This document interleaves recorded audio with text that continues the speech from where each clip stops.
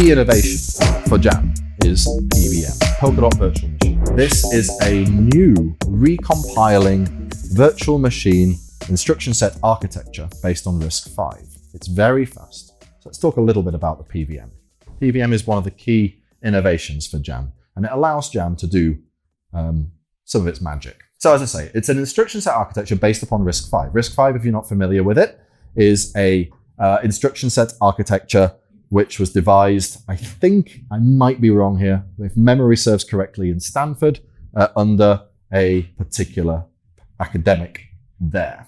I think this is the 5th iteration. I think it started with like RISC-1 and we're now at RISC-V. RISC-V has found quite a lot of success. You can actually buy hardware processors that execute RISC-V code natively. We don't require this in Jam. There's really no need for it, but in principle, they are there to buy. There's a market for them. Now, RISC-V code can easily be sort of recompiled or translated into PVM code.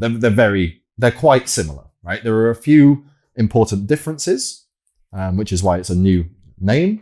They're similar enough that it's really a very small, short executable that just translates the code. PVM has 13 64-bit registers, and it has a memory model that is very familiar if you were used to working on regular computers. Right? It's 32-bit address space, 4 kilobyte pages. A page can be mapped or not mapped. It's very easy.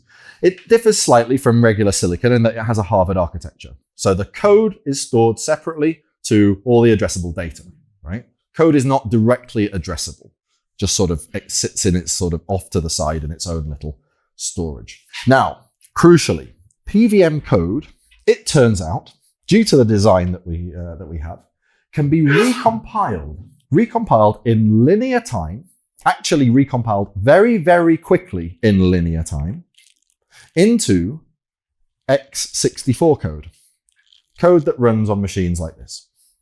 This is code that can, it turns out, be dynamically metered, just like in the EVM with gas, dynamically metered with minimal overhead, maybe about 10%.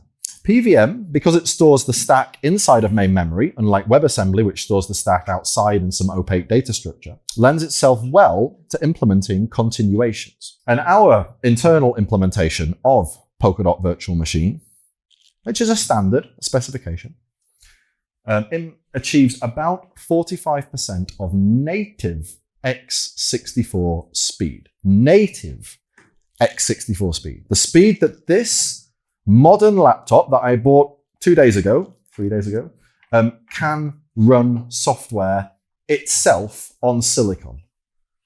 45% of that.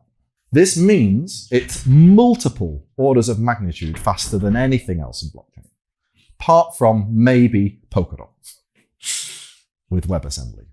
But this has a few extra advantages to Polkadot with WebAssembly, which is this ability to be recompiled linear time, the ability to be metered with minimal overhead, and the ability to host continuations. And just to be clear, this 45% figure, this is the difference in time that it would take for any given program when comparing the natively compiled version of that program to a version of that program compiled into PVM and then recompiled back into x64. That's how much that sort of little detour costs. And that includes the recompilation cost, right? The time to recompile it into x64 code.